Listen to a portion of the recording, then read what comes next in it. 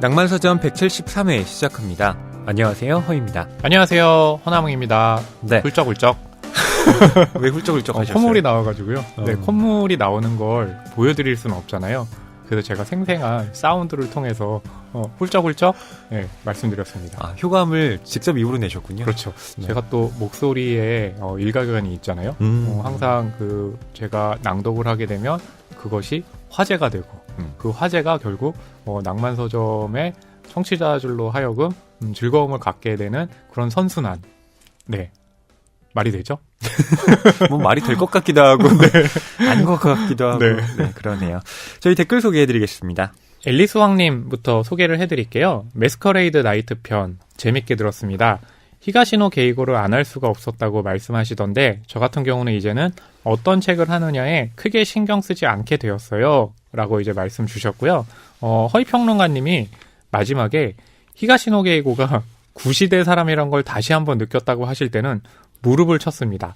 격하게 공감해서요. 라고 하시면서 마지막에는 낭만서점 forever 영원히 낭만서점 함께 하신다는 약속해 주셨습니다. 아유, 감사합니다. 네. 저희가 항상 책을 고를 때 고민을 많이 하는데 또 이렇게 저희의 이야기를 듣기 위해서 방송을 들어주신다 그렇죠. 하시면 진짜 힘이 나죠. 그렇죠. 사실은 책을 고를 때 그 고심이라는 것이 아무래도 좀 많은 분들이 공감할 수 있는 작품을 골라야 하니까 아무래도 좀 그렇게 되는데요. 이렇게 또 댓글 남겨주시니까 너무 또 감사드리네요. 네. 이제 다음 댓글 같은 경우는 저와 허위평론가님이 방송한 내용은 아니고 낭만서점 클래식 편 이제 시다르타가 지금 굉장히 질주하고 있습니다. 방송이 너무 좋았나 봐요. 맞아요. 네, 저희는 인정하고 싶지 않지만 지금 댓글의 분위기를 보면 시다르타가요 유익하기도 하지만 중요한 건 감동까지 전달한 것 같더라고요. 네. 댓글도 많이 달렸어요. 그러니까요. 박혜진 평론가님과 김성현 배우님 기뻐하시겠네요. 저희는 어떻게 해야 감동을 드릴 수 있을까요? 제가 많이 아픕니다. 그렇게 일부러 동정을 자아내지 마시고요. 제가 열심히 많이 해야죠, 저희가. 좋은 책 방송 어떻게든 만들어 볼 수 있도록 쓰겠습니다. 제가 많이 아픕니다 하면서 웃고 있어요. 분열하고 있는 거죠. 저희 실버라이닝 플레이북도 지금 반응이 나쁘지 않은 것 같으니까요. 그러니까요. 조금 더 하면 시다르타 넘어설 수 있습니다. 그건 안 될 것 같아요. 정확하게 얘기는 해야 되니까. 그리고 여러분께 한 가지 더 말씀드릴 게 있습니다. 저희 낭만서점 앞으로 엄청난 선물이 도착했어요. 그러게요. 엄청나다는 게 그냥 꾸미는 수사가 아니라요. 정말로 엄청난 선물들이 저희에게 당도를 했거든요. 그래서 소개를 좀 해드려야 될 것 같아요. 일단 일본 서점에서 구입하신 이제 책 3권이 왔고요. 저에게는 고독한 미식가 일본판으로 왔습니다. 네, 저는 나미야 자파점의 기적 그리고 무라카미 라디오 책이 지금 제 손에 있는데요. 그렇죠. 이걸 누가 보내주셨느냐? 바로 11월 21일에 댓글을 달아주신 낭만바라기님입니다. 그리고 이 책 선물만 보내주신 게 아니라요. 초콜릿 과자 그리고 마카다미아 저희가 또 마주보면서 이 얘기를 하잖아요. 혹시나 이 입냄새가 날까봐 또 구강 청정제까지 보내주셨습니다. 이건 아마 허위평론가님 드리라고 온 것 같아요. 제 생각에 허남평론가님 그리고 가까이 놔야 될 것 같은데. 그때 이제 낭만바라기님께서 마스커레이드 호텔 이 방송을 일본에 있는 이제 호텔에서 들으셨다고 남겨주셨잖아요. 맞아요. 그래서 아카사카 호텔에 그 전경을 담고 내부 사진을 담은 엽서가 도착을 했고요. 그리고 거기서 묵으셨다는 거. 카드키 넣을 때 집어넣는 이 봉투 있잖아요. 종이 봉투. 또 같이 보내주셨습니다. 조식이 6시부터 10시까지군요. 뷔페 코너입니다. 그렇군요. 아니 이렇게 여행을 가셔서 저희 생각을 해주셨다는 게 좀 진짜 감동이에요. 그냥 생각만 해주신 것도 아니고 이렇게 또 선물 너무 많이 보내주셔가지고요. 이 지금 방송을 하는 책상 같은 경우 너무나 많이 뭔가가 채워져 있는 것 같아서 굉장히 마음도 든든하다는 느낌 드네요. 네. 낭만바라기님이 챙겨주신 이 선물 저희가 잘 간직하고요. 또 보내주신 과자도 맛있게 먹도록 하겠습니다. 낭만바라기님 바라기 허나몽입니다. 네, 이렇게 저희를 아껴주시는 만큼 더 양질의 방송으로 여러분께 보답드리도록 할게요.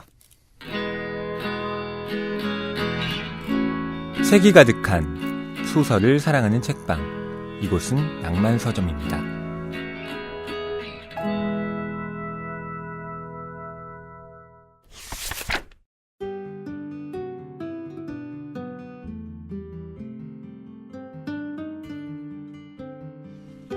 이번 주 출판계 브리핑입니다. 첫 번째 소식의 제목은요.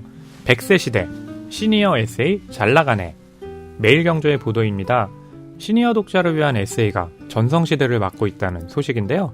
시 에세이 분야는 지난해 국내 도서 시장의 6.7%를 차지할 만큼 대표적인 인기 장르입니다. 매주 이름난 명사들이 각축전을 벌이는 이 시장에 노년의 삶을 들려주는 시니어 에세이가 새롭게 군집을 형성하고 있다고 하는데요. 100세를 앞둔 초고령 작가의 에세이도 인기를 끌고 있습니다.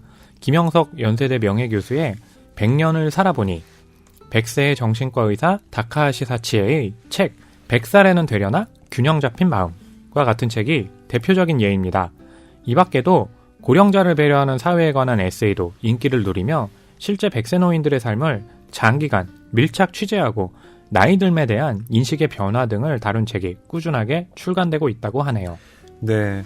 허나원 평론가님도 나중에 네. 100세 시대를 맞아서 네.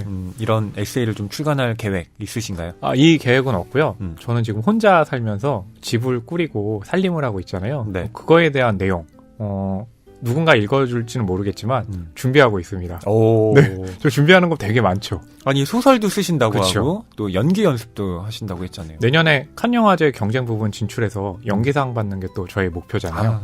뭐 목표야. 네. 그냥 세울 수는 있는 거니까요. 비웃는 거죠. 네, 비웃는 거예요. 진짜 그런 날이 오면 네. 제가 허나원 평론가님을 네. 평생 받들어 모시고 살겠습니다. 너무 진지하게 나오시는 거 아니에요? 농담을 이렇게 진지하게 받으시면 요즘 세대 아니라고 놀림당하는데. 네.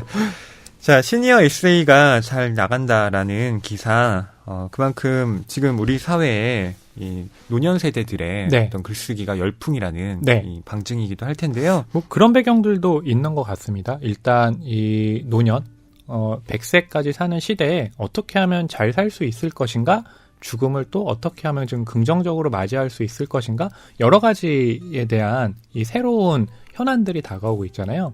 거기에 대한 어떤 그 배경처럼 이렇게 100세 시대 에세이 등이 잘 나가는 것으로 보입니다. 두 번째 소식입니다. 웹툰계 한국방송통신심의위원회 항의 방문, 불법 복제 신속 차단, 저작권법 개정하라라는 내용입니다. 연합뉴스의 보도인데요. 웹툰, 만화단체들이 웹툰 불법 사이트를 신속히 차단할 수 있게 저작권법을 개정해야 한다고 목소리를 높였습니다. 한국만화가협회와 한국웹툰작가협회를 비롯한 만화 웹툰 단체들은 지난 26일 한국방송통신심의위원회가 저작권법 개정을 막고 있다며 항의했는데요. 이들 단체가 짚는 문제점은 현재는 웹툰 불법 사이트를 발견해 고발해도 저작권보호심의위원회의 1차 심의 후에 방심위의 2차 심의를 거쳐야 하기 때문에 제재를 가하는데 최소 2개월 이상 걸린다는 겁니다. 저작권법이 개정되면 웹툰 불법 사이트 적발에서 차단까지 소요기간을 2주로 단축할 것으로 예상됩니다. 영화계 쪽에서도 이렇게 불법 복제, 음악 쪽에서도 마찬가지죠. 네. 이 문제에 대해서 계속해서 개선을 하려고 하고 그 불법 복제를 차단하려고 하고 계속적인 노력을 기울이고 있거든요. 네. 그러니까 굉장히 신속하게 처리가 돼야지만 이 피해를 막을 수 있는데 그게 좀 2개월 이상 걸린다. 이건 너무 방치를 해두는 거잖아요. 그렇죠. 예, 그렇기 때문에 하루 빨리 이 웹툰계의 목소리처럼 단축을 하는 것이 중요한 것으로 보입니다. 이렇게 저작권법이 잘 지켜져야 창작가들의 창작 의지도 높아지고 그렇죠. 그만큼 좋은 작품들이 나오는 거니까요. 그것이 이제 좋은 시장을 조성할 수 있는 사실 가장 기본적인 어떤 조치들이잖아요. 네. 어서 빨리 개정이 돼서요. 더 이상 피해가 크게 나지 않도록 해야겠습니다. 이상 이번 주 출판계 브리핑이었습니다. 오늘 낭만서점에서는 모리에토 작가의 다시 만나다를 다룹니다. 제목에서 이게 다시 만나다가 한 문장이 아니라 다시 쉼표, 만나다라고 하는데요. 이게 이제 표제작이기도 한데 그 느낌이 있어요. 다시 하고 딱 띄었을 때 그 어떤 시간의 공백기가 있거든요. 맞아요. 그래서 그 느낌이 또 이 다시 만나다라는 이 단편집에 실린 다시 만나다의 단편에서 굉장히 좀 중요한 배경이기도 하잖아요. 그래서 그걸 좀 상기시키는 제목이라서 인상 깊더라고요. 이제 연말이잖아요. 네. 그래서 어떤 주제의 책을 고르면 좋을까 네. 예, 또 고민을 하게 됐는데 네. 한 해를 좀 정리하는 차원에서 헤어짐과 만남에 대한 얘기를 해보면 좋겠다라는 생각이 들더라고요. 그렇게 깊은 뜻이? 네. 네. 그래서 책을 좀 찾다가 네. 이 다시 만나다라는 소설집을 네. 제가 고르게 됐고요. 이 중에 표제작인 단편 다시 만나다를 오늘 여러분과 이야기를 나눠볼까 합니다. 네. 최근에는 굉장히 계속해서 이제 장편, 긴 장편들을 다뤄왔기 때문에, 이제는 좀 장편을, 길게 읽는 것도 좋지만, 단편의 맛에 빠져보는 것도 중요하다고 또 판단을 하셔가지고요. 허위평론가님께서 제안을 주셨고요. 그 제안을 제가 또 덥석 물었죠. 네. 모리에토 작가 소개 부탁드립니다. 네. 1968년 도쿄에서 태어났고요. 아동문학을 이제 공부했다고 해요. 그러면서 이 글의 작품이요. 따스하면서도 힘차고 또 깊이가 있어 폭넓은 독자층을 형성하고 있고요. 그래서 일본 문단에서도 이를 높게 평가하고 있다고 소개하고 있습니다. 1990년에 리듬이라는 작품으로 고단샤 아동문학상 신인상을 수상을 하면서 데뷔를 했고요. 같은 작품으로 1992년에는 2회 무쿠 하토주 아동문학상을 수상하기도 했습니다. 컬러풀이라는 작품으로는 46회 산케이 아동출판 문학상을 수상했는데요. 아마 이 컬러풀이라는 제목만 듣고 애니메이션 팬들이라면 그거 국내에도 개봉을 했었는데 라고 또 생각하실 것 같은데요. 네. 맞습니다. 네, 그래서 영화가 되면서 또 화제가 되기도 했죠. 허나웅 평론가님이 리뷰도 쓰셨죠. 어떻게 아셨죠? 제가 얘기해드렸죠? 네, 그래서 그 부분은 이따가 잠시 소개를 해드리고요. 네. 또 아동문학의 틀에서 벗어나 처음 발표한 영원의 출구라는 작품으로 제1회 서점대상 4위에 언젠가 파라솔 아래에서로 나오키상 후보에도 올랐습니다. 2006년에 135회 나오키상을 수상한 작품으로는 바람에 휘날리는 비닐 시트도 있습니다. 네, 모리에토 작가 아동문학에서 출발해서 지금은 또 어른들을 위한 작품까지 함께 쓰고 있는데요. 나오키상을 받았다라는 점에서 우선 대중문학의 틀 안에서 이 작가가 좀 높이 평가받고 있다라는 점을 확인할 수 있죠. 네, 그리고 다시 만나다 단편을 읽을 때도 그렇고 컬러풀이라는 애니메이션을 볼 때도 뭔가 되게 순수한 이야기 같다라고 생각을 했는데 단순하게 순수한 이야기가 아니라 그 순수한이라는 사이에서는 우리가 잃어버린 어떤 관계의 순수함이 있잖아요. 네. 그것을 회복해가는 과정이기 때문에 단순하게 그냥 분위기만 순수한 게 아니라 어떻게 하면 그 순수함을 찾는지에 대해서 찾아가는 여정이 짧지만 굉장히 좀 깊이 있게 다루고 있어서요. 그분이 굉장히 좀 뛰어나다고 생각을 좀 했습니다. 네, 제가 대중문학의 틀에서 이 작가의 작품을 볼 수 있다라고 말씀드렸는데 제가 결코 폄하의 의미로 말씀드린 게 아닙니다. 그렇죠. 그러니까 이때 이 대중이라고 하는 건 굉장히 많은 사람들에게 폭넓은 공감대를 불러일으킬 수 있다는 점에서의 대중문학. 이라고 말씀을 드린 거예요. 실제로 읽어보면 마음이 굉장히 포근해지는 느낌을 받습니다. 그러니까요. 그러니까 다시 쉼표 만나다라고 했을 때도 뭔가 이렇게 좀 마음의 여유를 갖고 읽게 만드는 그런 분위기를 좀 형성해 주는데 그것이 뭐냐면 여유 있게 읽었을 때 더 따뜻하게 다가오는 이야기라고 할까요? 네, 그런 분위기였습니다. 네, 아까 출판계 브리핑에서 제가 위로와 공감을 주제로 한 이 에세이들만 좀 읽기보다는 또 문제에 본질적으로 접근해 들어가는 좀 정치한 분석적인 글도 읽을 필요가 있다라고 말씀을 드렸죠. 근데 위로와 공감이라고 할 때 그게 꼭 나쁜 것은 아니다라는 뉘앙스도 전해드렸죠. 근데 그 위로와 공감이 저는 굉장히 다양한 층위가 있다고 생각해요. 그렇죠. 그러니까 얄팍한 위로와 공감이 있다면 보다 심층적인 의미의 위로와 공감을 주는 그런 작품도 있다고 생각하거든요. 근데 모리에토는 바로 그 후자 쪽, 보다 깊은 층위에서 우리의 뭔가를 좀 보듬어 안는 그런 않을까라는 생각이 들어요. 그러니까 지금 위로와 공감이라는 게 굉장히 중요하게 다가온 건 그만큼 받은 상처들의 깊이가 깊다는 얘기잖아요. 그렇기 때문에 겉핥기식으로 단기간으로 짧게만 위로를 준다면 그것이 근본적으로 치료할 수는 없겠죠. 그렇다면 우리에게 더 필요한 것은 무엇일까라고 얘기했을 때 일종의 하나의 또 사례처럼 얘기할 수 있는 작품이 바로 다시 만나다가 되지 않을까라는 의미로 다가갈 수 있고요. 거기에 바로 관계의 입체성이 있겠죠. 네.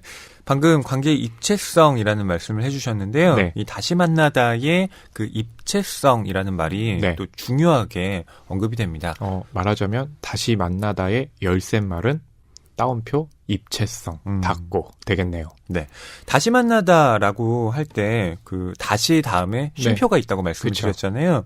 그럼 그 쉼표를 중심으로 네. 그 사이에는 어떤 여백이 존재하게 됩니다. 맞아요. 네. 근데 이 작품 안에도 시간이 굉장히 넓게 펼쳐지는데 네. 여백들이 존재해요. 그렇죠. 네. 그래서 작품을 읽을 때 과연 이 인물들이 만나고 헤어졌을 때, 네. 또 다시 만났을 때 그 시간적 여백 안에 이들은 어떤 삶을 살았을까를 맞아요. 상상해 보는 것도 그쵸. 소설 읽는 재미 중에 하나가 아닐까 싶어요. 맞아요. 그렇기 때문에 이 다시 만나다도 단편이지만 단편 안에 담을 수 없는 그 축약된 메시지가요. 우리가 또 풀어서 얘기한다면 하나의 장편이 있을 정도로 그런 깊이가 있다는 의미로도 또 받아들여지게 되네요. 그렇죠. 저는 어떻게 보면 보여지는 것보다는 보이지 않는 것이 우리에게 더 중요하고 또 그게 그렇죠. 더 근본적일지도 모르겠다라는 맞아요. 생각을 요즘 들어 더 자주 하게 됐거든요. 그러니까 사람도 겉으로 보여지는 게 뭐 중요하긴 합니다만 그게 절대적이라는 생각은 들지 않아요. 확실히 허위평론가님이 이제 저 처음 봤을 때 느끼는 감정이 막 이 사람 멋있고 화려하고 네. 정말 많은 사람들이 우러러받는 어떤 성격을 가지고 있고 네. 라고 생각을 했는데 아니 그렇게 생각 안 했어요. 더 알아가시면서 딱 네. 하면 정말 내 그 판단이 맞았구나 라고 생각을 하게 되잖아요. 네. 아니요. 전혀 그렇지 않았고요. 아니요.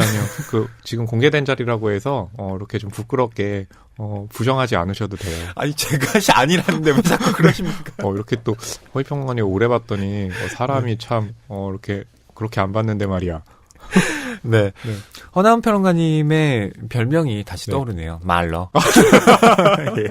아무 말러. 네.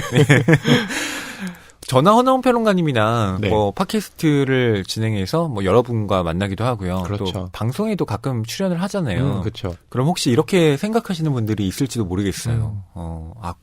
너희들은 네. 좀 행복한 삶을 사는 것처럼 보인다. 라고 말이죠. 네네. 그러니까 TV에서는 항상 뭐 저희가 그렇죠. 좋은 얘기하고 맞아요. 진지한 얘기하고 네네. 예, 그러니까 그런데 그렇게 보여지는 것만으로는 나타나지 않는 뭐 그쵸. 저희의 여러 가지 또 고민들도 있는 거잖아요. 맞아요. 예. 근데 방송으로만 보면 또 그런 것들이 드러나지 않으니까 저 사람들은 마냥 행복한 것 같고. 네네네. 예. 근데 실제로는 그렇지가 않죠. 네. 뭐, 저의 사례만 해도 이렇게 막 많이 떠들고, 뭐, 아무 말 이렇게 하고 이러는데요. 집에 가면 이제 혼자잖아요. 네. 그, 아무 말 할 수 있는 대상이 없으니까, 네. 벽이 어쩔 때는 제 말상대가 되어주기도 하잖아요. 그렇게 얘기하고 보니까 갑자기, 네. 눈물이 앞을 가리네요. 네. 그러니까, 소설을 읽고 여백에 대해서 생각한다라고 하는 건 저는 보여지는 나와 또 보이고 싶은 나 그리고 보여지지 않는 나 뭐 이런 간극을 네. 탐색하는 작업이 아닐까 싶기도 해요. 그리고 저는 이제 하나 덧붙이자면 이 사람들을 만나서 보통은 딱 이렇게 첫 만남 그리고 이렇게 단기간에 만난 것을 두고 그 사람의 전체적인 어떤 평가를 내리는 경우들이 맞아요. 굉장히 잦잖아요. 뭐 그것은 저 역시 그런 선입견에서 벗어날 수는 없지만 시간을 두고 좀 더 오래 만났을 때 또 느껴지는 사람의 평가는 그러니까 평가라는 말 자체가 이제 모순이 있긴 한데요. 그 사람에 대한 어떤 느낌은 변하잖아요. 그러니까 가령 허위평론가님과는 이제 이 낭만 서점을 하면서 자주 만나지만 그 전에는 저희가 못 만난 지 2년 정도 이제 공백이 있었죠. 네. 영화 프로그램을 같이 하다가 잠시 2년 동안 있었는데 영화 프로그램 할 때 느낀 제가 허위평론가님에게 가진 감정과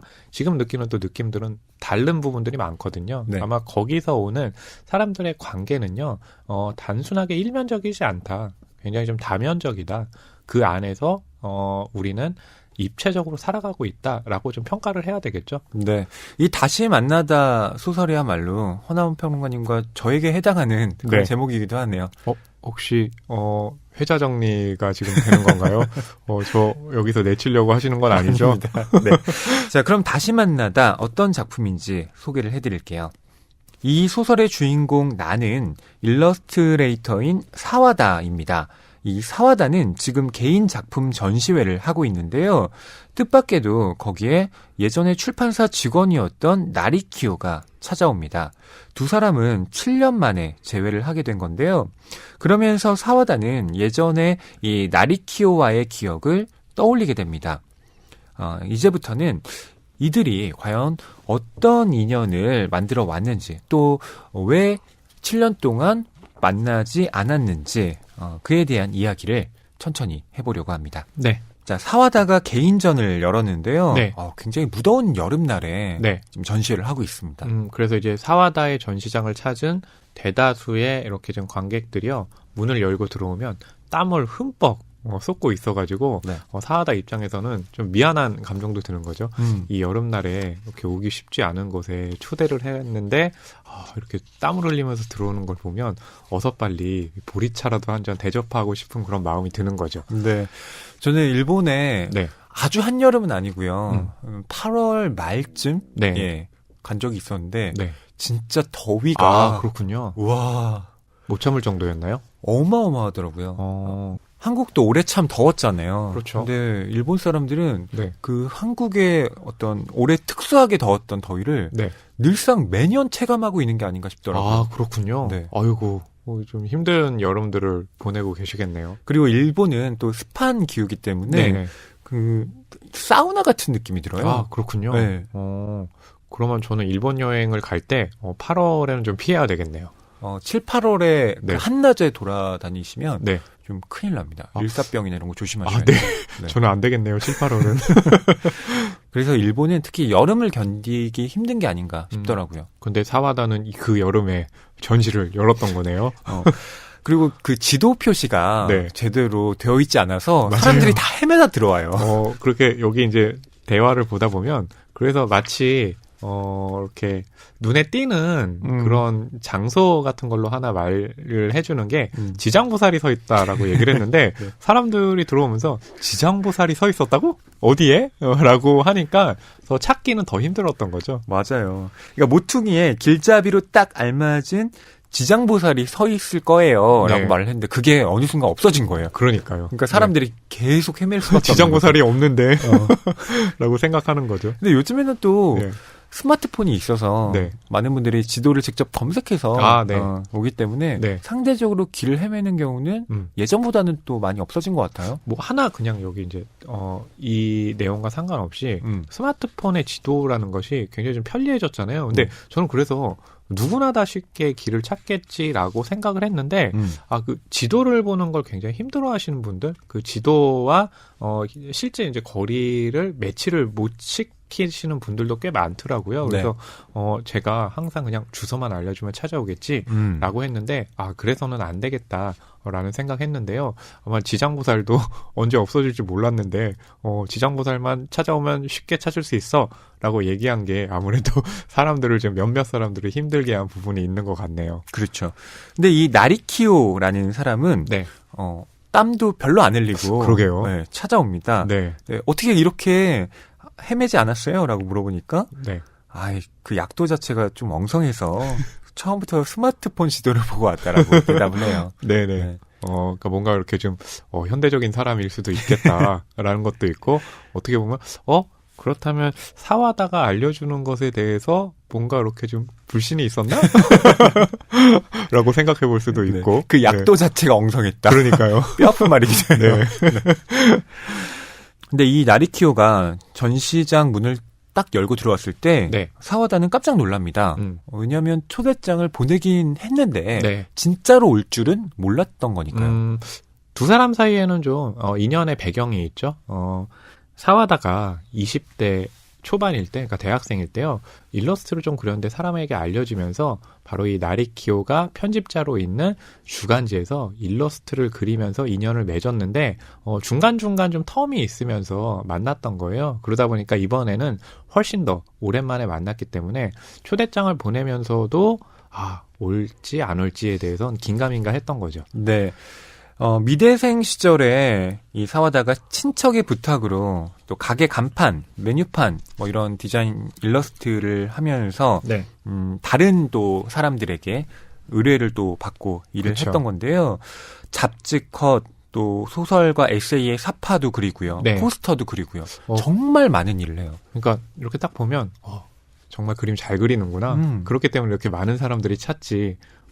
지금도 보면 일러스트 우리 잡지에 실리거나 이런 거 보면 네. 보통 이렇게 소수의 사람들이 작업들을 많이 해요. 그러니까 네. 아마 편집자들도 검증된 인물들을 찾기 마련이잖아요. 그러니까 사와다라는 인물이 나이는 어렸지만 이미 그때부터 그림 그리는 거에는 뭐 소질을 넘어서 가지고 인정을 받았던 거죠. 그렇죠. 그리고 아크릴 물감과 파스텔을 많이 사용해서 그림을 그렸다고 하는데요. 그쵸. 사람들에게 가와코아라는 평가를 받았다고 합니다. 거기는 또 일본어가 주는 이제 다른 어떤 의미도 담겨져 있죠. 네. 이 가와코아가 귀여운데 무섭다라는 뜻인데요. 일본어로 귀엽다가 가와이고요. 또 무섭다가 코아이인데요. 그걸 결합시켜서 가와코아라고 한 거죠. 그러니까 이미 그 일러스트의 이제 이 성격 자체로 입체감이 있잖아요. 그러니까 이 단편의 중요한 부분이 입체이기 때문에 이미 그림에서도 그런 입체감이 있다는 것. 겉보기엔 귀엽지만 그 속을 좀 더 살펴보면 무서운 점도 있기 때문에 사실은 어떻게 모순될 수도 있지만 모든 인물들이나 사물의 성격은 모순된 점이 굉장히 많잖아요. 네. 그러니까 그런 점들을 미리 이제 그림의 성격을 통해서 알려주고 있는 거죠.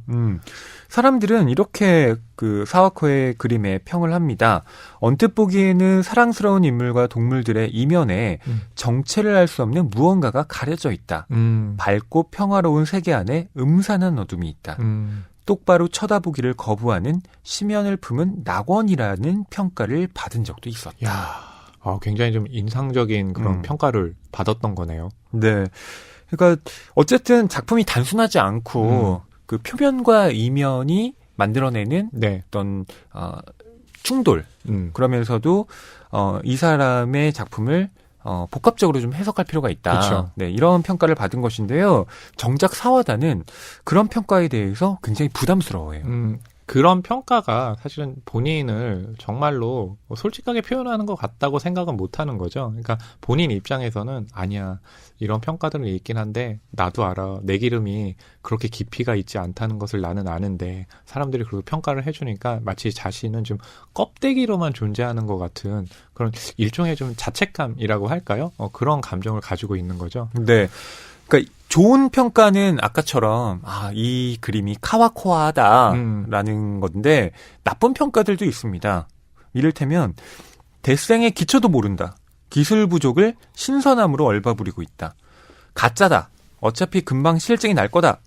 이렇게 말이죠. 그런데 사와다는 이때 참 자신감이 떨어져 있던 터라 호의의 목소리보다는 비난의 목소리에 더 이렇게 몰입이 됩니다. 그렇죠. 그래서 맞아, 나는 사람들 말 맞다나 내 그림에 신명 같은 건 없고 또 실은 내가 정말 아무것도 갖추지 못한 채 그림을 그리고 있는 건 것 같아 라고 계속 자기 자신을 좀 부정적으로 생각하게 됩니다. 근데 뭐 분야는 다르지만 이렇게 뭔가를 써서 이렇게 공개한다는 점에서 뭐 우리 역시도 이렇게 사와다의 어떤 직업적 성격과 많이 다르진 않은데요. 혹시 그런 감정에 대해서 저는 굉장히 많이 내 경우도 이랬지라고 생각하면서 좀 감정이입을 했는데요. 네. 허위평론가님은 어떠세요? 저도 마찬가지인데 실은 낭만서점을 할 때 또 많은 분들이 호의와 또 격려의 댓글을 달아주시잖아요. 네. 근데 그걸 한편으로 굉장히 감사하게 받아들이고, 와, 진짜 힘이 난다. 네네. 정말 그렇습니다. 근데 한편으로 제 마음에 이렇게 차지하고 있는 건 뭐냐면, 내가 정말 좋은 방송을 하고 있는 걸까? 실은 내가 이 책에 대해서 좀 아주 얄팍한 겉핥기만을 여러분께 전달하고 있는 건 아닐까? 네네. 내가 계속 뭔가를 채우지는 못하고 밖으로 내보내기만 하는 건 아닐까? 네. 이런 좀 회의감, 의심을 제 스스로 또 하고 있기도 합니다. 그럼 제가 언젠가 한번 익명으로 그런 회의감이 들 만한 이 댓글로 지적을 하면 내가 잘못하고 있구나 라고 힘드실 수도 있겠네요. 근데 그게 좋게 말하면 반성적 성찰이고요. 네. 나쁘게 말하면 자괴감인 것 같아요. 그렇군요. 네. 그래서 저는 이제 어떤 생각을 하냐면 예전에는 그 인터넷 언론 매체에 있는데 거기 댓글은 너무 험해요. 그래서 상처를 많이 받았는데 그러면서 이제 드는 생각은 뭐냐면 너무 상처를 받았기도 하지만 그것이 결국엔 좀 나를 뒤돌아보게 하는 그런 계기도 좀 주거든요. 그렇기 때문에 그냥 개인적으로는 그런 것들을 좀 가려 들으면서 내가 좀 발전할 수 있는 계기로 삼는 것도 굉장히 중요하겠다라고 생각을 하면서요. 지금은 좀 마음을 좀 편히 먹은 입장인데. 그래요? 그럼 만약에 그럼에도 불구하고 악성 댓글이 올라오면 어떠세요? 그러니까 이야기를 좀 끝까지 들어보세요. 사람이 말이야 성격이 급해가지고.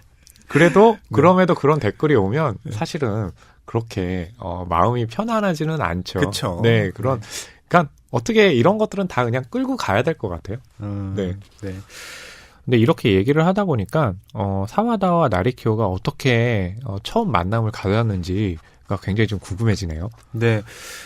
사와다가 계속 일러스트레이터로 이제 주가를 높여가다 보니 그 이름이 이 나리키오에게도 이제 알려지게 된 거죠. 그쵸. 그래서 주간지에 연재되는 소설의 사파를 이 사와다에게 부탁을 합니다. 네. 그리고 첫 미팅을 하게 되는데요. 네.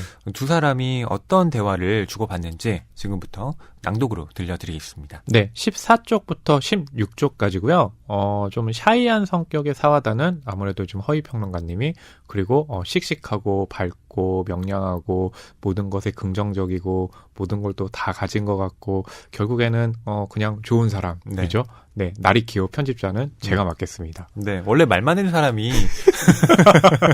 실제로 속은 비어 있는 거 아시죠? 제가 그래서 껍데기만 있는 것 같은 그런 자괴감이 들 때가 있습니다.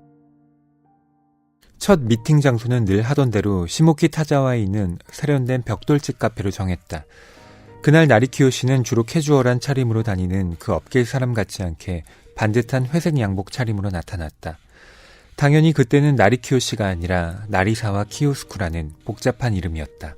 흔쾌히 승낙해 주셔서 정말 감사합니다. 작가도 무척 기뻐하고 있어요. 무슨 말씀을요. 저야말로 영광이죠. 개인적으로도 크게 기대하고 있습니다.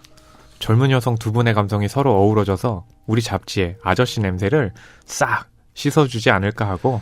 첫인상은 머리가 잘 돌아가고 빈틈없는 업계사람. 몸집은 호리호리하고 약간 갸름한 얼굴에 길쭉한 눈. 얼핏 보면 잘생긴 것도 같은데 가까이에서 검증할수록 얼굴 윤곽이 다소 수수한 게 흠으로 여겨진다.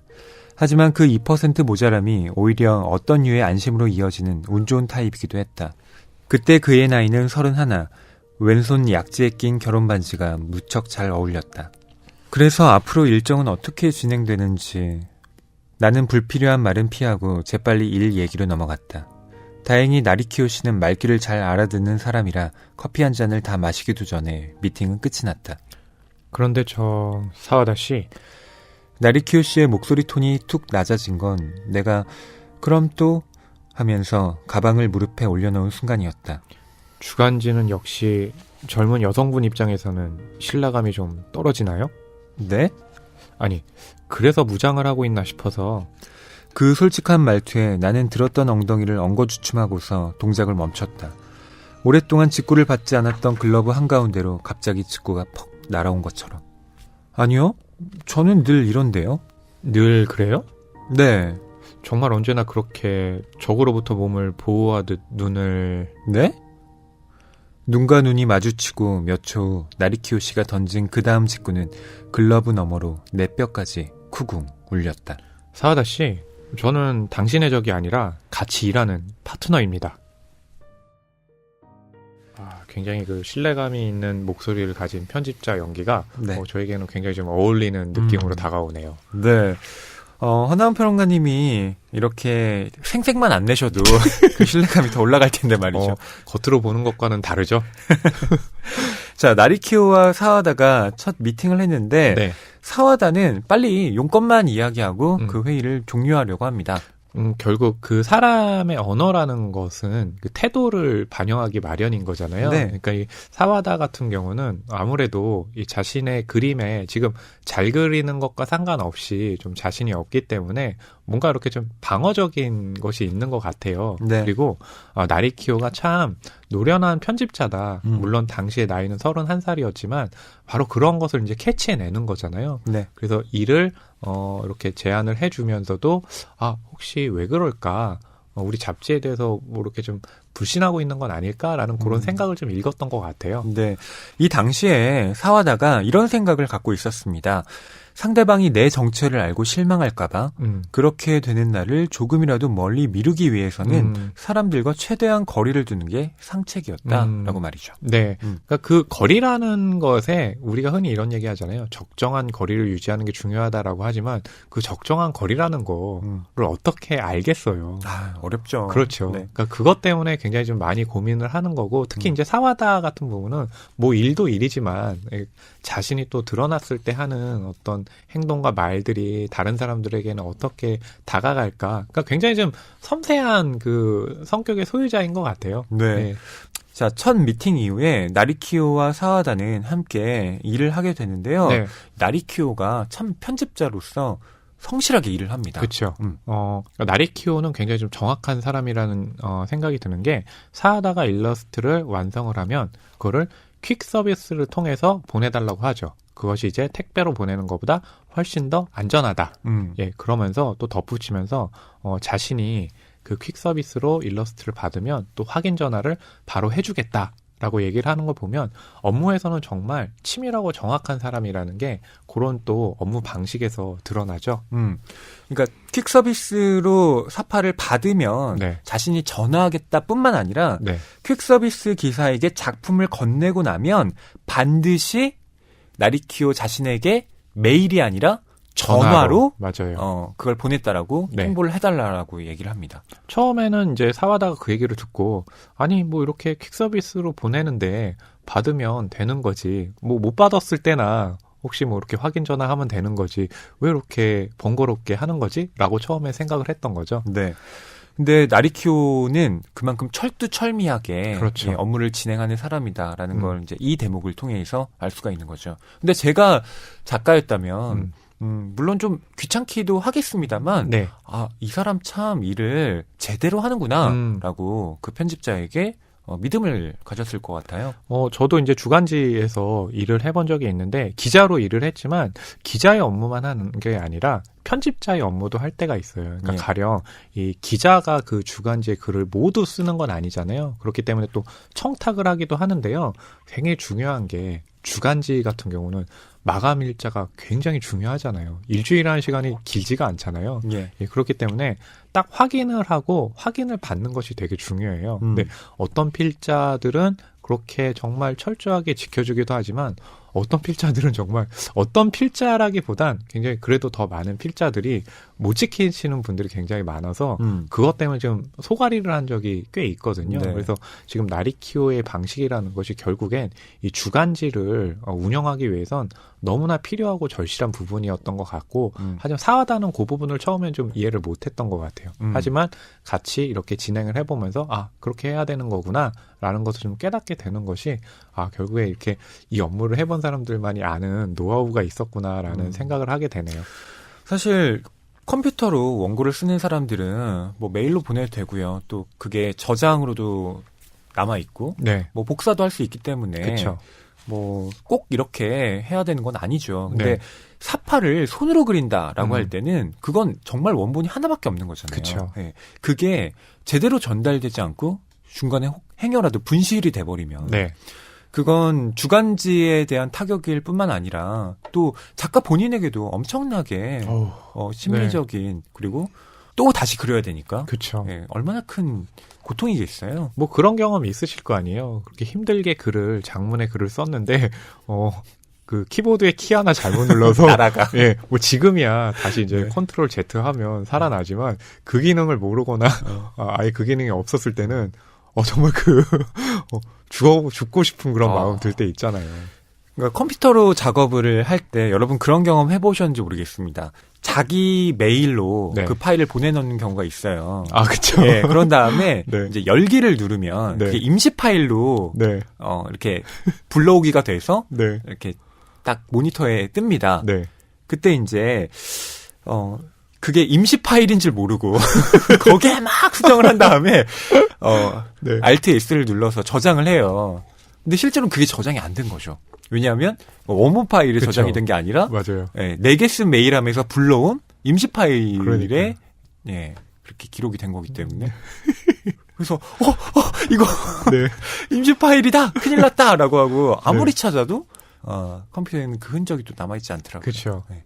그러니까 그런 경우들처럼 이렇게 나리키오 같이 유능한 이제 편집자들은 그런 것까지도 미연에 이제 방지하기 위해서 철저하게 일 처리를 하는 거죠. 네. 또 마감 사흘 전에는 반드시 사전 확인차 연락을 하고요. 네. 또 오늘 자료를 부탁하면 내일은 반드시 보내주고요. 맞아요. 또 메일을 보내면 반드시 그날 안에 답장을 하고요. 와, 뭐 정말 일을 열심히 하는 편집자입니다. 그러니까 우리가 이제 좀 알아야 될 것 중에 하나가 뭐 이렇게 작품을 발표하게 됐을 때 그 발표된 건 온전하게 그 창작자 하나만의 노력만 들어가 있는 거 아니라는 것을 우리가 아는 것도 굉장히 중요하죠. 네. 그런데 이제 지금도 이렇게 설명해 주는 거 듣고 있으면 그렇다. 이 작품 하나는 정말 많은 사람들의 손에 의해서 만들어진다라는 것을 하게 되고 하나 또 뭐 이 주인공들과는 관계없지만 우리 퀵 서비스 하는 분 보면 비 오는 날 그 일러스트 안 젖게 하려고 자신의 몸은 다 젖어 있는데 일러스트만은 정말 안 젖은 채로 딱 전달이 되는 과정 보면 정말로 그런 것들이 좀 감동을 주는 것 같아요. 자, 이렇게 계속 전화로 자, 지금 방금 사파 보냈습니다. 네, 사파 잘 받았습니다. 뭐 이런 사무적인 통화만 했었는데 한 2달쯤 지나서 전화로 이 올해의 이야기를 또 나누게 돼요.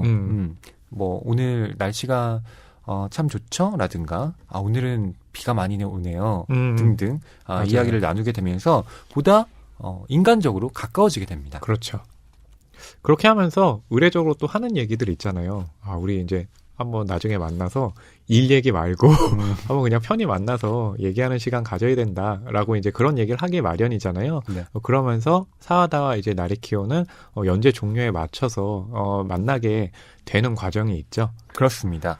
그러니까 이 연재 종료를 하기 전, 그러니까 연재를 거듭하는 동안에도 참 나리키오는 사하다에게 많은 격려의 말을 해줘요. 슬럼프가 왔을 때는 원래 같은 일을 계속 하다 보면 누구라도 몇 번은 벽에 부딪혀요. 그렇죠. 괜찮아요. 나락 같은 시기가 지나가면 다들 다시 떠오르니까 너무 괴로워하지 마세요. 네, 맞아요. 예. 그리고 매번 마감 날짜를 지키는 것만으로도 대단한 일입니다. 라고 계속 용기를 북돋아줍니다. 그러니까 이 나리키오는 이제 편집자로 오래 일했으니까 많은 이 작가들을 만나봤을 거 아니에요. 근데 딱 사하다가 그러니까 지금 굉장히 잘 나가는 작가인 건 아는데 또 신인인 것도 아니까 분명히 어딘가에서 어려움을 느낄 거다라는 것을 이미 이제 헤아리면서 용기를 주는 말을 한다는 건데요. 그것이 또한 이게 좀 이 나리키오가 정말 좋은 편집자구나라는 것을 느끼게 하는 대목이기도 하죠. 네. 자, 연재 종료 후에 나리키오가 보관하고 있던 그 사파의 원화를 이제 한꺼번에 사하다에게 다시 돌려주기 위해서 두 사람이 만남의 자리를 갔습니다. 그리고 첫 미팅을 했던 그 카페에서인데요. 두 사람이 또 어떤 이야기를 나누는지 지금부터 들려드릴게요. 네, 22쪽부터 25쪽입니다. 신세 많이 졌습니다. 나리키오 씨는 그렇게 말하면서 머리를 숙였고 나도 공손하게 머리를 숙였다. 주간지 연재는 처음이라고 해서 속으로는 약간 걱정도 했는데 터무니없는 기호였네요. 매주 그림을 받는 날이 정말 기다려졌어요. 저야말로 나리키오 씨 덕분에 간신히 일을 끝냈죠. 귀중한 경험이었어요. 흔히 하는 인사치레인지 진심인지 표정을 읽을 수 없는 나리키오 씨의 눈 속에서 그 대답을 찾으려다 도중에 포기하고 말았다. 그 대신 나리키오 씨를 만나면 전하려고 가슴에 품고 있던 말을 꺼냈다. 나리키오 씨, 저 한동안 일을 그만두고 파리에 가기로 했어요. 네? 그렇게 결정했어요. 2년 동안 파리에서 조각 공부를 할 거예요. 갑작스러운 고백에 아연해하는 나리키오 씨에게 나는 그런 결단에 이르게 된 경위를 짧게 설명했다. 지금까지 운이 좋아 계속 일할 수 있었지만 벌써 오래전부터 자신이 그리는 그림에 자신이 없었다고. 완전한 프로가 되지 못하는 자신에게 정신적으로 짜증이 쌓였다고. 이대로 일을 계속해도 좋을지 고민하다가 간신히 결론을 내렸다고. 역시 지금 이대로는 안 되겠다고. 여기에 계속 있다 보면 어영부영 일을 계속하게 될 것 같아서 과감하게 환경을 바꿔보려고요. 그래서 파리로? 사실 대학에 가서는 조각을 하고 싶었는데 주변 사람들이 조각을 해서는 먹고 살기 힘들다고 말이 많아서 그냥 포기했어요. 그게 줄곧 후회로 남아서 대학 시절부터 일을 계속한 덕분에 저금도 좀 해놓았으니까 2년 동안은 하고 싶은 걸 마음껏 해보려고요. 아, 그럼 그 말은 사하다 씨, 조각가가 되겠다는 뜻인가요? 에이, 설마요. 겨우 2년 동안 공부해서 어떻게 조각가가 되겠어요. 그럼 2년 후에는 다시 돌아와서 일러스트를? 그것도 진지하게 생각해 보려고요. 2년 후에도 일러스트를 계속 그리고 싶은 마음이면 그때야말로 진짜가 되고 싶으니까요. 아니한 생각이다. 그런 반응을 예감하고 목소리가 절로 기어들어갔다. 2년 후? 그때도 일이 있을 거라고 생각하는 건가요? 젊고 재능 있는 사람들이 하루가 멀다 하고 쏟아져 들어오는 업계인데 2년이나 일을 쉬면 그냥 잊히고 맙니다. 한창 일할 때인데 아깝군요. 2년 동안 일을 쉬겠노라고 전하자 같이 일하던 사람들은 하나같이 그렇게 말했다. 그런 의견이 타당하다는 것도 잘 알고 있었다. 그래요. 옳은 말이에요. 나리키오 씨가 무슨 말을 하든 감수하자고 생각하고 있는데 어느 틈엔가 고요해진 눈빛으로 그가 말했다. 우리 둘이니까 하는 말인데 계속 일만 하다가 알게 모르게 사라지는 일러스트레이터 많이 봤습니다. 네? 허구한 날 쫓기듯이 일하다가 결국은 일에서 헤어나지 못해 거의 아슬아슬한 선까지 자신을 갉아먹는. 그렇게 되었을 때는 이미 늦죠. 사하다 씨가 지금 각오를 다지고 새로운 세상을 찾아가겠다고 하면 그곳이 어디든 저는 응원할 겁니다. 위험 부담이 따르는 일이기는 하지만 어떻습니까? 사하다 씨는 아직 25살의 젊은 나이인데. 진심이 담긴 격려에 나는 그가 뒷받침해 주었던 지난 반년의 무게를 새삼 인식했다. 아, 그렇구나. 나는 아직 젊구나. 나리키오 씨가 그렇게 말해주니 정말 그렇다고 순순히 생각할 수 있었다. 같이 식사를 하자는 말은 없지만 이 사람은 그 약속을 잊은 것은 아니다. 그건 그렇고 사하다 씨, 왜 조각입니까? 왜냐고요? 사실 그건 저도 잘 모르겠는데 예전부터 입체에 대한 동경이 있었어요. 입체? 입체적이고 묵직한 것에 대한 외경심 같은 거요. 아하, 그렇군요. 입체적이고 묵직한 거요? 몇 번이나 그 말을 중얼거리더니 나리키오 씨는 우아하게 미소 지었다. 언젠가 보여주시죠. 사하다 씨의 입체를. 나는 그러겠다고 약속하고 나리키오 씨와 헤어졌다. 굉장히 여기서 인상 깊은 구절이 공통적으로 있을 것 같아요. 저나 허위평론가님이나. 입체? 입체도 있지만 그런 부분 있잖아요. 허구한 날 쫓기듯이 일하다가 결국에 일에서 헤어나지 못해 거의 아슬아슬한 선까지 갔다가 사라지고 마는 예, 그런 좀 작업자들 일하는 것 있죠. 허나운 평론가님이 좀 더 부연 설명해 주시죠. 그러니까 그런 것 같아요. 저는 초반엔 그런 생각했어요. 아, 일이 들어올 때, 그러니까 물이 들어올 때 노를 저어야 되겠다라고 했는데 어느 순간에는요, 그 물이 너무 넘치게 들어와서 배가 뒤집어지는 경우가 있더라고요. 그러니까 그 속도를 조절하는 것이 굉장히 중요한데 그런 생각만 했죠. 프리랜서에게는 그 속도가 중요한 게 아니다. 언제 일이 끊길지 모르니까 들어올 때 어떻게든 무리해서 해야 된다라고 하는데 지금 와서 생각해보면 물론 그렇게 했기 때문에 통장에 쌓이는 돈은 있지만 건강이라든지 뭔가 이렇게 신선한 생각들은 정말 소멸되는 것 같아요. 그렇기 때문에 그런 부분에 있어서 나를 또 좀 다시 돌아보게 하는 그런 얘기가 나리키오 씨에게 있게 됐고, 이렇게 같이 창작자 입장에서 나리키오와 같은 편집자가 있다면 얼마나 또 그 삶의 균형을 맞추기 좋을까 하는 생각이 좀 들더라고요. 맞아요.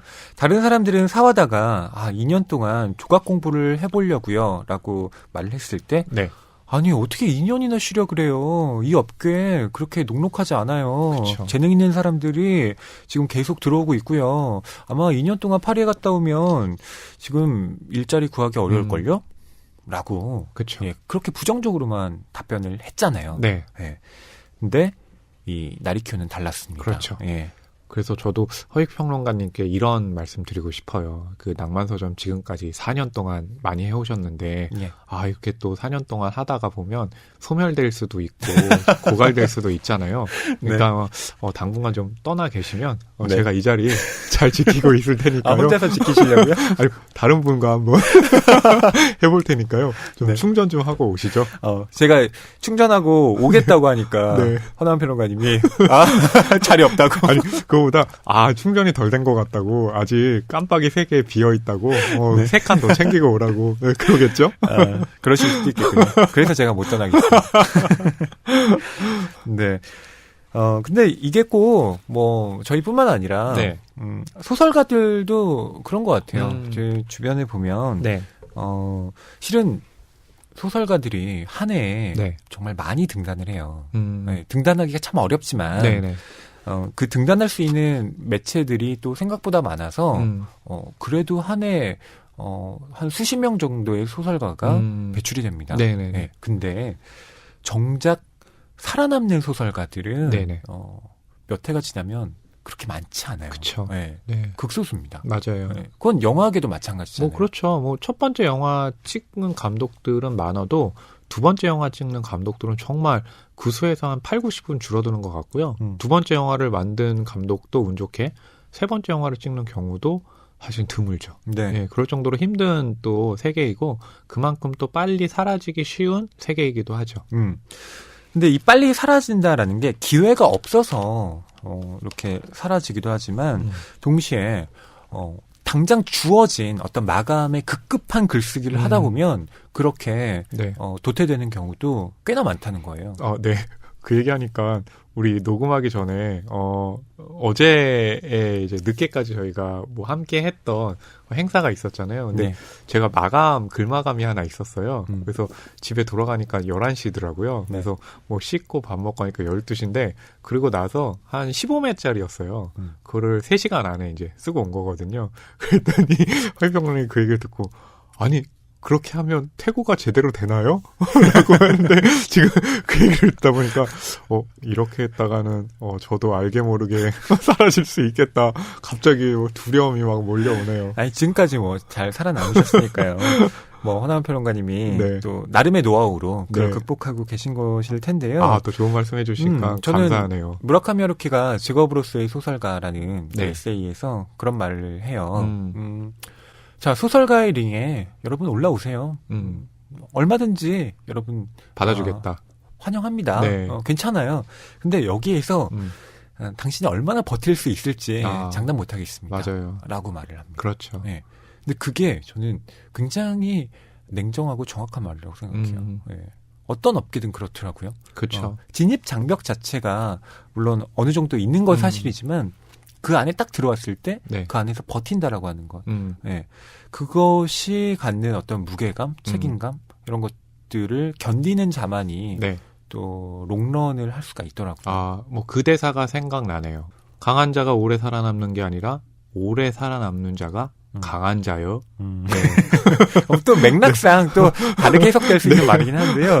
여튼 저는 평론가도 그렇지만 특히 창작자의 경우에는 훨씬 더 또 앞을 내다보는 장기적인 그 작업을 염두에 둬야 사람들에게 계속 자기의 이름을 각인시킬 수 있겠다는 생각을 하게 돼요. 그렇죠. 네. 그러니까 지금 유행한다 그래서 유행하는 글쓰기를 막 하고 또 요즘엔 이게 좀 괜찮다더라 해서 그걸 막 취하고 하면 어느 순간 이 사람은 자기 세계가 없는 작가로 낙인 찍히게 되고 그쵸. 사라져버리는 거죠. 맞아요. 그렇기 때문에 이제 나리키오 같은 경우는 사와다가 2년 동안 좀 파리에 가서 그동안 하고 싶었던 좀 조각을 하겠다라고 했을 때, 야, 2년 동안 이 안 하면 일러스트에서 사라질 수 있다라고 얘기를 하는 게 아니라 오히려 좀 응원하면서 그것이 장기적으로 봤을 땐 훨씬 더 좋을 수 있다, 생산적일 수 있다라는 그런 얘기를 해주죠. 그러니 사와다 입장에서는 또 얼마나 힘이 되겠어요. 네. 자, 사와다는 그렇게 파리로 떠나게 되고요. 2년이 지나서 다시 일본으로 돌아오게 됩니다. 그런데 나리키오에게 자신이 왔다라고 일부러 연락하진 않아요.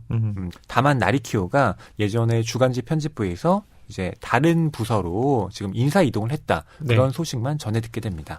그리고 이제 사와다에게는 그런 또 생각도 있는 거죠. 본인은 뭔가를 이렇게 보여줘야 하는 사람이잖아요. 그렇기 네. 때문에 뭐 말로 전화해서 나 귀국했다라고 얘기하는 것보단 정말 계속해서 작업을 하면서 그것이 나리키오의 또 눈에 들어갔을 때 그때가 되면 그 인연은 또 이어질 것이고 해서 자기가 하는 작업을 그냥 보여주고 싶은 거죠. 네. 2년 동안 파리에서의 생활을 하면서 사와다는 조각을 계속하겠다라는 마음을 갖습니다. 근데 이때 조각을 계속하겠다는 건 일이 아니라 네. 취미의 차원에서 그냥 내가 지속하겠다라고 결심하고요. 나는 정말 일러스트에서 이제 성공을 거둬야지라는 그런 마음을 새롭게 다잡고 이제 돌아오게 된 거죠. 그런 게 있는 것 같아요. 2년을 파리에 가서 공부한다는 것, 단순히 공부한다는 것도 있지만 자신의 어떤 활동에 거리를 두고 바라보는 거잖아요. 그래서 그 거리가 만들어내는 이 자신에게 결심하게 만드는 어떤 토대를 마련해 주는 것 같아요. 네, 그렇기 때문에 이제 사와다는 2년간의 파리 생활 동안 이 허위평론가님이 설명한 것처럼 그런 좀 결심을 했던 거겠죠. 네. 그렇게 자기 자신의 능력의 한계를 정확히 가늠할 수 있는 것도 저는 진짜 중요하다고 맞아요. 생각해요. 맞아요. 예. 우린 뭐든지 할 수 있는 존재긴 하지만 네. 정말 뭐든지 할 수 있는 건 아니거든요. 네. 지금 저한테 하시는 말씀이신가요? 아니요. 이건 저한테 하는 말이기도 합니다. 예컨대 뭐 제가 첼로를 연주하고 싶다 그래서 네. 첼로를 배울 수 있겠죠. 근데 제가 직업 첼로 연주자가 될 수는 없는 거잖아요. 그렇죠. 맞아요. 네, 취미로는 할 수 있겠죠. 그러니까 제가 하고 싶은 것과 제가 잘할 수 있는 것 이런 것들을 또 정확히 구분할 수 있어야 네. 시행착오를 줄일 수 있겠죠. 그렇죠. 그러니까 사와다는 이제 그런 부분들을 2년 동안의 생활에서 깨닫고서 돌아오게 된 거죠. 네. 그리고 사와다의 사람을 대하는 태도도 많이 달라집니다. 그렇죠. 그러니까 처음에는 좀 방어적이고 이렇게 수동적이고 말도 이제 그냥 딱 해야 될 말만 하는 스타일이었다면 2년을 다녀오면서 여유가 좀 생긴 거죠. 네. 네. 그러니까 직접 이제 자신이 일을 의뢰받기 위해서 먼저 맞아요. 접촉을 하는 거예요. 그렇죠. 2년 동안 이제 작업한 그런 컷을 이렇게 싸들고 회사마다 다니면서 맞아요. 프레젠테이션을 하기도 하고요. 또 미팅 장소로 자기 집 거실을 개방하고 과일 타르트를 굽기도 하고 홍차를 대접하면서 맞아요. 사람들과의 커뮤니케이션을 하는데 많은 공을 들입니다. 그렇죠. 그러니까 사람이 이제 일관성을 갖는다는 것도 저는 중요하다고 봐요. 하지만 그 일관성이라는 것은 시간을 두고 봤을 때 겪는 어떤 경험치들이라든지 또 주변에서 벌어지는 이제 변수들이 있기 때문에 그 일관성을 유지하기는 참 쉽지 않고 뭐 일관성이 좋은 말로 하면 좋긴 하지만 또 그냥 나쁜 말로 하면 너무나 단순하다는 것이잖아요. 근데 예. 지금 이렇게 사와다의 경우를 보면 2년이라는 파리 생활이 준 어떤 그 자신에 대한 입체적인 성격들이 있는 것 같아요. 그러니까 가령 2년 전에는 굉장히 좀 폐쇄적이었던 인물이었는데 지금 보게 되면 자신의 집, 자신의 공간은 굉장히 중요하잖아요. 자신의 공간을 개방을 하면서 또 방문하는 사람들에게 이렇게 타르트도 대접하고 홍차도 주고라고 하는 것은 그 사람에 대해서는 여러 면모가 생긴 거잖아요. 그렇죠. 그러니까 그 사람의 다양한 모습을 보는 것, 그것은 또 시간이 만들어내는 지층이기도 할 텐데요. 네. 그런 부분들이 또 굉장히 좀 이 사람을 흥미롭게 만드는 부분이기도 하죠. 네, 이 작품의 제목이 다시 만나다인데 네. 이 다시 만나다가 꼭 타인과의 만남일 뿐만 아니라 과거의 나와 이별하고 그렇죠. 또 다른 나와 만나는 그런 식의 제목이라는 생각도 들어요. 그러네요. 맞아요. 그러니까 그것이 사람의 삶에 있어서 우리가 시간과 떼어놓고 설명할 수 없다는 것인데요. 물론 이 지금 경우와 다르지만 어떤 많은 작품들을 보면 과거의 자신을 만나러 가는 얘기들이 있잖아요. 예. 그러면서 또 자신의 어떤 변모한 모습들을 확인하는 것, 네, 그런 것들도 생각이 나네요. 네, 자 이렇게 과거의 나와 결별하고 새로운 나와 만나게 된 사람이 사와다뿐만은 아닙니다. 그렇죠. 예, 그 사람이 누구냐? 바로 네. 나리키오도 그렇습니다. 그러니까 나리키오는 우리가 아까 얘기를 하면서 참 편집자로서 눈도 밝고 또 보면 주간지에 맞춰서 자신의 삶을 그 안에 생활 리듬을 맞춘 거잖아요. 그래서 생각해야 되는 게 있어요. 주간지 업무라는 게 참 사람을 힘들게 하는 부분이 있어요. 물론 모두 이렇게 출퇴근하시는 분들도 다 같은 생각이지만 거기에만 맞춰서 생활하는 것이 있기 때문에 좀 벗어나고자 하는 욕망 같은 것들도 있기 마련이거든요. 그러면은 나리키오 씨 역시도 그런 욕망이 있었을 것 같아요. 예. 그러다 보니까 오랜만에 이제 사와다와 만나게 되는데 나리키오가 그때와는 전혀 다른 외향을 하고 온 거예요. 네. 예전에는 주간지 업무를 담당했는데 네. 이제 패션 잡지로 옮겨왔습니다. 그렇죠. 저는 그 패션계의 어떤 환경을 잘 모르겠는데 일하는 사람들의 옷차림도 네. 약간 범상치는 않은 것 같아요. 그러니까 그렇죠. 그냥 저널리스트들도 굉장히 옷을 좀 스타일리시하게 입는 것 같고요. 예전에 그 악마는 프라다를 입는다 네, 그 네. 영화를 봤을 때 그 비서들에게도 네. 너 옷 그렇게 입으면 안 된다고 막 맞아, 지적하잖아요. 예. 네. 진짜 그런가? 싶은데 일본도 좀 그런 것 같아요. 그러니까 저도 이제 패션지에선 일해본 적이 없기 때문에 네. 어떤지 모르겠지만 이제 하나 들은 얘기가 있는데 패션지 기자들을 위해서 이렇게 좀 명품 이 샵들이 있잖아요. 그 명품 그 브랜드에서 기자들을 위해서는 좀 더 저렴하게 그 상품을 구매할 수 있는 그 기관들이 있다고 하거든요. 그래요? 그러니까 그 기간에 그렇게 한다는 건 기자들 역시도 패션을 알아야지만 또 더 생생한 기사들을 쓸 수 있는 거잖아요. 그러니까 아마 나리키오 같은 경우도 패션지를 갔기 때문에 그때 이제 주간지 했을 때는 사와다의 인상이 그랬잖아요. 굉장히 반듯하고 옷도 회색 수트를 입고 네. 나오고 했는데 지금은 머리색도 염색을 하고 또 옷차림도 보니까 정말 원색의 옷들을 위에 옷과 아래 옷도 다르게 입고 네. 정말 패셔너블하게 바뀐 거죠. 네. 저는 나리키오가 네. 옷을 입는 걸 보고 허나운 평론가님이 떠올랐어요. 허나운 평론가님의 약간 유령 그림이 그려진 넥타이. 그렇죠. 표본무늬 양말. 크리스마스의 유령에 네. 나왔던 그 캐릭터죠. 네. 제가 나리키오가 입은 옷을 좀 설명해 드리면 네. 책엔 이렇게 쓰여 있습니다. 하얀색과 오렌지색 줄무늬가 있는 파란색 재킷, 무릎까지 오는 하얀 데님 팬츠, 브로콜리 딱 하나가 사실적으로 그려진 노란색 셔츠, 거기다가 같은 노란색 가짜 안경, 머리는 한없이 금발에 가까운 갈색이고 전에는 터프하게 달리던 앞머리가 바짝 고추서 있었다. 와우. 허남 평론가님도 근데 뭐 머리나 네. 안경은 아니지만 네, 그렇죠. 옷차림을 상당히 또 좀 스타일리시하게 입는 편이시잖아요. 감사합니다. 그렇게 말씀해 주시니까. 그러니까 옷 사는 걸 되게 좋아해요. 네. 그래서 옷도 많이 사고 특히 이제 나이를 먹어서 그런지 모르겠는데 수트를 입게 됐을 때 이제 풍기는 그 이미지들 있잖아요. 그게 예. 되게 좋더라고요. 예. 저는 허나운 평론가님의 빨간 바지를 아직도 잊지 못하겠어요. 제가 지금 수트 입어가지고 그 얘기했는데 빨간 바지 얘기를 하시면 빨간 바지가 정말 잘 어울려요. 빨간 바지를 좋아해요.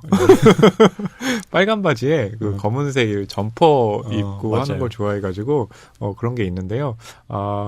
그렇군요. 아니 다음에는 제가 염색만 하면 되겠네요. 근데 이 외양이 네. 나리키오가 뭐 이렇게 변한 거야 그렇다 치는데 이 사람의 성격도 상당히 많이 변했어요. 그렇죠. 예. 그때 이제 그래서 다시 함께 일을 하게 되잖아요. 예전에는 그렇게 퀵 서비스를 보내게 됐을 때 전화도 한번 해주면 자신도 확인을 하고 연락을 주겠다. 바로바로 했었잖아요. 근데 지금은 그 바로바로가 안 돼요. 나리키오 씨가. 아무래도 또 그 주간지와 패션지에서 일을 하는 그런 좀 이 메커니즘이 다르기 때문에 나오는 거고 또 그만큼 바쁘다라는 것도 좀 보여지죠. 네. 이 나리키오의 핸드폰은 정말 쉬지 않고 울려대고요. 그렇죠. 나리키오는 뭔가 사람이 패셔너블하긴 한데 속이 좀 빈 것 같은 맞아요. 예, 그런 인상을 이 사와다가 받게 됩니다. 그러니까 이 사와다는 이렇게 자신의 이제 공간에서 또 이렇게 타르트와 홍차도 대접을 해주면서 그 당시에 이제 못다 했던 얘기라든지 어떻게 지냈는지 이제 편하게 말할 수 있는 환경이 된 거잖아요. 네. 그걸 좀 기대했을 텐데 나는 이렇게 변했는데 나리키오 역시도 변했구나라는 것에 느끼는 어떤 그런 감정들이 있었을 것 같아요. 네. 나리키오가 사와다에게 제안한 일은 이제 거물급 배우와 또 신인 배우 두 사람이 서간을 주고받는데 네. 거기에 담길 사파를 그려달라라는 일이었습니다. 네. 그래서 이 사와다도 흔쾌히 이제 나리키오와 작업을 하게 됐으니까 흔쾌히 승낙을 했는데 배우들끼리의 그 과정이 쉽지는 않았나 봐요. 네. 예. 자, 이 첫 번째 원화를 완성하고 예전처럼 퀵 서비스로 그 원화를 보내고 이제 딱 편집부로 전화를 걸었는데 네. 나리키오가 외출을 한 상태고요. 일러스트를 받았다고 3시간 뒤에 그렇죠. 전화가 아니라 확인 메일이 옵니다. 맞아요. 그러니까 이 몇 년 전 파리에 가기 전에 했던 그런 방식과는 너무나 달라진 거죠. 네. 그리고 그 확인 메일에도 이렇게 쓰여 있어요. 힘이 담긴 일러스트 감사합니다. 과연 사와다 씨 편집부가 들끓고 있습니다. 땡큐입니다. 나리사와 별. 사람이 좀 가벼워진 느낌도 있고 그렇죠. 예전 같으면 아마 이런 식으로 이제 얘기는 안 하고 정말 더 사와다 마음에 가닿게 하는 이야기를 했었는데 진심이 담긴 이야기를 했을 텐데 아마 상대적으로는 그 느낌이 많이 그때와는 달라진 거죠. 그런 나리키오에게 사와다는 좀 실망하게 되고요. 그리고 이 일도 그 거물급 배우와 신인 배우가 싸우게 되면서 네. 끝나게 돼버려요. 3회차에서 조기 끝나게 되는 거죠. 그렇습니다. 네. 이후에 다시 나리키오가 사와다에게 연락을 해서 우리 이제 좀 다른 일을 또 해보자라고 하는데 이미 이 사와다의 실망이 컸기 때문에 나리키오의 청탁을 거절합니다. 네. 그러고 나서 이제 7년이 흐른 것이 지금 사와다가 조각 전시를 하게 되고 나리키오에게 초대장을 보내서 올지 혹은 안 올지 사실은 잘 모르는데 나리키오가 나타난 거죠. 네, 이렇게 전시해 온 나리키오와 사와다가 또 어떤 이야기를 주고받을지 또 두 사람의 관계는 어떻게 정립이 될지 그에 대해선 여러분께서 소설로 확인해 주시면 좋겠습니다. 아마 또 시간이 7년이 흘렀기 때문에 7년 전에 사와다가 나리키오에게 받은 인상과는 또 다른 인상이 존재하고 있겠죠. 근데 저희가 힌트는 여러분께 또 드리도록 하겠습니다. 책의 34쪽에 있는 한 단락을 좀 읽어드리고 싶은데요. 네. 자, 이렇게 쓰여 있습니다. 7년이 지나 다시금 유심히 살펴보니 그 장난스러운 모습 속에는 역시 예전에 꼼꼼한 나리키오 씨가 있었다. 과거의 그를 지우고 새로운 그로 변모한 것이 아니라 새로운 나리키오도 그 옛날의 나리키오도 시공을 뛰어넘어 동시에 거기 있었다. 옛 나리키오와 착실하게 관계를 쌓았던 날들도 파리로 떠나기 전에 내게 언젠가 나의 입체를 보여달라고 했던 격려의 말도 역시 있었던 일이었다. 새 나리키오의 등판으로 옛 나리키오의 소박한 투구가 과거로 묻힌 것은 아니었다. 가령 새 나리키오가 아무리 교묘하게 루팡으로 변모했다 한들 내게서 옛 나리키오의 기억을 훔쳐갈 수는 없다. 이런 생각을 했던 건 나리키오에게 초대장을 보낼까 말까 고민하던 때 이 사와다의 머릿속을 맴돌고 있던 그런 생각들이었습니다. 결국에 그런 생각 들어요. 그러니까 그 시간이라는 것이 사람에게 일종의 좀 지렛대 역할을 하는 것 같아요. 그러니까 그 지렛대가 힘을 빼고 뭔가 일을 쉽게 하는 것이기도 하지만 시간이라는 것은 우리가 돌려서 생각할 때 그리고 현재의 모습 그리고 그걸 또 바탕으로 해서 미래를 좀 그려보기도 하잖아요. 그렇기 때문에 사람에 대한 어떤 인상이라는 것은 그렇게 시간이 지렛대가 되어서 모든 것을 좀 결정하는 것은 아닌가 하는 생각이 들거든요. 네, 제가 아까 과거의 나와 이별하고 새로운 나와 만나게 된다 네. 이렇게 말씀을 드렸는데 또 이 단락을 읽고 나면 네. 그걸 좀 수정해야 될 것 같아요. 과거의 나와 이별한다고 하지만 네. 그 이별이 완전할 수 있겠습니까? 보통 그거잖아요. 연인 사이에도 이별을 했는데 막 생각날 때 있으니까 어떨 때는 인터넷에 들어가서 그 흔적을 찾아보기도 하고 네. 술 한잔 마신 다음에 좀 기분이 뭔가 이렇게 술 마신 것 때문에 네. 전화를 새벽에 하기도 하고 아유, 그런 거잖아요. 전하면 안 돼요. 하지만 네. 나라는 모습에는 네. 그래도 그런 것들이 좀 허락이 될 수 있잖아요. 그러니까 허락이 된다기보다는 네. 과거의 어떤 나와 그리고 현재의 나 그리고 뭐 미래에 이제 앞으로 만날 나도 언제나 그냥 나라는 동일선상 안에서 계속 존재하는 그렇죠. 나들의 일부라는 거죠. 맞아요. 네. 그래서 저는 이제 하나 궁금한 게 이 허위평론가님이 이제 본인의 과거와 지금을 좀 비교했을 때 크게 달라진 점이 있다면 좀 뭐라고 생각을 하세요? 크게 달라진 건 이제는 고통을 견디는 방식을 조금은 터득한 것 같다는 거예요. 아, 네. 그렇군요. 네. 그러니까 예전에는 어떤 고통을 당했을 때 그리고 제가 견디기 어려운 일이 있을 때 그것이 진짜 저를 아프게 했거든요. 근데 이제는 물론 아프지만 네네. 그것을 다른 방식으로 좀 견뎌낼 수 있는 방법 이런 것들을 나이가 들어서 그런지 예, 좀 깨닫게 된 것 같습니다. 아, 네. 네. 중요한 건 그거네요. 한 문장으로 정리하면 나이가 들었다. 맞아요. 그러니까 나이가 드니까 예전에는 처음 당했던 고통이고 그 고통의 크기가 되게 막대하다고 느꼈는데 네. 고통을 여러 번 당하다 보니까 네. 그 고통의 상대적인 크기, 상대적인 어떤 질적 차이를 알게 된 거예요. 그쵸. 그래서 이 정도는 내가 버틸 수 있겠다라든가 네. 이건 내가 좀 다른 방식으로 돌려봐야지 이런 우회로가 좀 생겼다고 할까요? 허나운 평론가님 어떠십니까? 저는 뭐 크게 변한 게 있다면 외모죠. 20대 때는 꽃미남, 네, 30대 때는 우아함, 네. 그리고 지금은 이제 40대가 넘고 50대를 네. 바라보기 때문에 중후함이죠. 네, 온니달님께서는 남자답다라고 네. 했지만 저는 거기서 신사다움을 읽었습니다. 네. 젠틀맨. 네. 그렇군요. 사람이 너무 가볍죠? 제가. 아니요. 그럼 허나운 평론가님이 네. 변하지 않은 부분은 뭔가요? 변하지 않는 부분? 네. 비율이죠. 아직도 몸의 비율이 20대처럼 유지하고 있고 변하지 않는 거 참 힘든 것 같아요. 그러니까 네. 예전에 그런 생각 했었어요. 그러니까 항상 어떤 사람을 봤을 때 일관되게 산다는 것에 대한 가치를 많이 부여를 하잖아요. 근데 그래서 저도 일관되게 살아야 되겠다라고 하지만 살아보니까 참 일관되게 산다는 게 너무 힘든 거예요. 네. 그러니까 그때 가졌던 생각이 지금도 달라질 수도 있고 그렇게 산다는 게 굉장히 좀 중요한데 그래서 변하지 않는 것이 무엇일까라고 했을 때는 참 답변하기 좀 힘든 것 같거든요. 네, 그래서 하나 그냥 뭐 얘기한다면 어떻게든 사람들 앞에서는 밝은 모습 보여주려고 되게 많이 노력을 해요. 근데 네. 그것은 예전이나 지금이나 크게 다른 것 같지는 않거든요. 그래서 뭐 그런 부분 정도라고 할까요? 네. 허위평론가님은 어떨까요? 이렇게 좀 얘기를 듣다 보면 변한 모습에 대한 가치를 좀 말씀해 주셨는데 변하지 않은 것도 좀 있을 것 같거든요. 제가 변하지 않은 건 아마도 저를 향한 마음?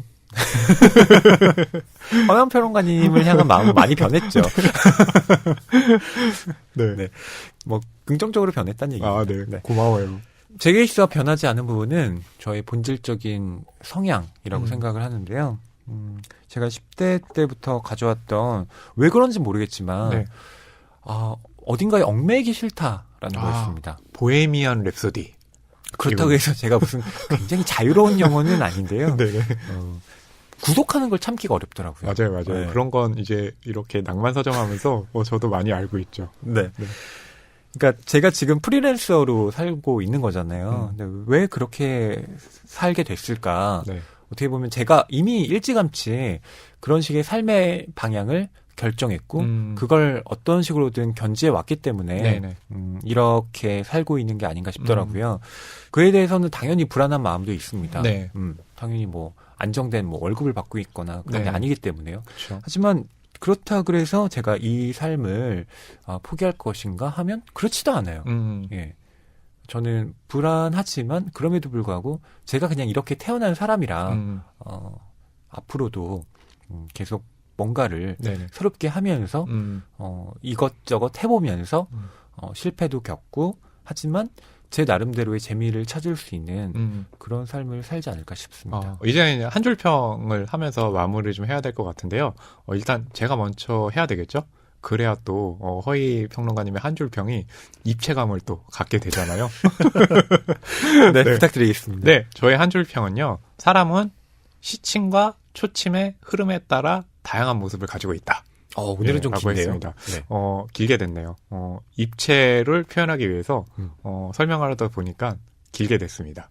좀 더 보충 설명을 해주시죠. 시간에 따라서 사람들은 아주 조금이라도 변화하는 것 같아요. 그리고 변화하는 모습들이 결국에는 그 시간 안에서 만들어지는 것 같거든요. 그러니까 시간이 주는 입체감들 같은 것들을 좀 표현하려고 했는데요. 잘 그 한 줄 평에 들어갔는지 모르겠네요. 네, 시침과 초침으로 시간을 네. 표현하셨군요. 왜 시침과 초침이었을까요? 초침과 분침이 아니라. 네. 결국 저는 하고 나면 뭔가 이렇게 부족하다는 걸 느끼는데요. 그러고 보니까 부족한 것을 내가 느낀다. 그게 또 저의 변하지 않는 모습 중에 하나인 것 같네요. 네. 결국 어떻게든 자기 장점으로 귀결이 되는군요. 자기 장점이라기보단 냉철하게 자신을 바라보는 시각이라고 할까요? 네. 알겠습니다. 네, 허위평론가님의 한 줄 평 들어볼까요? 저는 오늘 한 줄 평을 준비해오지 않았고요. 네. 소설 속 한 문장을 골라왔습니다. 그렇군요. 네. 제가 소개해드리고 싶은 문장은 39쪽에 있는데요. 만날 때마다 낯선 얼굴을 보이면서 사람은 입체적이 된다. 저도 이 문장 형광펜으로 칠해놨는데 이거 할 걸. 네. 이게 지금 모리에토 작가가 네. 소설을 통해서 하고 싶은 어떤 핵심이 아닐까 싶어서 그렇죠. 골라왔는데요. 제가 말씀드린 이 문장 앞에는 이렇게 또 다른 문장이 쓰여 있습니다. 나이를 먹는다는 건 같은 사람을 몇 번이든 다시 만날 수 있다는 것이다. 네. 그런 다음에 만날 때마다 낯선 얼굴을 보이면서 사람은 입체적이 된다라고 쓰여 있는데요. 네. 정말 그런 것 같아요. 계속 시간이 흐르면서 저는 허나운 평론가님을 예전에 봤었고 지금 보고 있고 그쵸. 앞으로도 또 보게 되겠죠. 네네. 그때마다 허나운 평론가님은 낯선 얼굴을 저에게 또 보여주실 겁니다. 저도 마찬가지고요. 그렇죠. 근데 그 얘기는 결국 허나운 평론가님의 입체성을 제가 들여다보는 일이기도 하고요. 네. 저희 입체성을 허나운 평론가님에게 보여주는 일이겠다 그쵸. 싶더라고요. 결국에 그렇게 하면서 관계가 가게 되고 그 관계들이 선사하는 어떤 희노애락이 생겨나는 거겠죠. 그러니까 사람은 정말 평면적일 수 없잖아요. 맞아요. 네, 그런 사람이 어디 있어요. 어떤 사람의 경우에 저 사람 참 냉정해라고 생각했는데 고양이를 이렇게 챙겨주는 모습에서 저 사람 맞아요. 실은 되게 따뜻한 마음을 가지고 있는 사람이구나라고 느낄 때도 있고요. 그렇죠. 네. 또 어떤 사람이 되게 착한 줄 알았는데 식당 가서 음식 늦게 나온다고 막 화를 내고 있는 모습을 발견하고 저 사람한테 또 저런 면모가 있구나 하고 네. 놀라기도 하잖아요. 허위평론가죠? 왜 이러세요? 그런 면모가 있기 때문에 저는 다시 만나다에서 이 문장을 골라봤습니다. 모리에토 작가의 이제 글을 읽으면서 굉장히 좀 이 삶에 대한 그리고 사람에 대한 깊은 통찰이 있는데 그게 우리 일상에서 쉽게 또 목격하고 벌어질 수 있는 걸 가지고 썼다는 거, 보편적인 상황에 대해서 그 통찰을 보여줬다는 것이 확실히 왜 이렇게 높은 평가를 받는지를 확인하는 그런 시간이었네요. 네. 이 뒤에 또 5편의 단편이 더 실려 있는데요. 네. 여러분 직접 이 다시 만나다 소설집 읽으시면서 그 즐거움과 또 삶에 대한 다면적인 입체감 느껴보시면 좋겠습니다. 네, 제가 낭만서점에 이제 출연을 해가지고 보통 횟수로 보면 이제 1년이 되어 가잖아요. 처음 했을 때와 지금 나를 비교했을 때 얼마나 많이 방송에서 변한 모습을 보여줬을까? 그렇다면 또 앞으로 얼마나 또 변한 모습을 보여줄 수 있을까를 생각을 하면서 다음 시간에 오늘과는 또 다른 변모한 그런 생각과 모습들과 목소리를 들려주기 위해서 노력하겠다는 말씀드리면서요. 이번 시간 여기서 마치도록 하겠습니다. 네, 여러분 추운데 감기 조심하시고요. 건강한 모습으로 다시 만나 뵐 수 있기를 바라겠습니다. 네, 다시 만나요.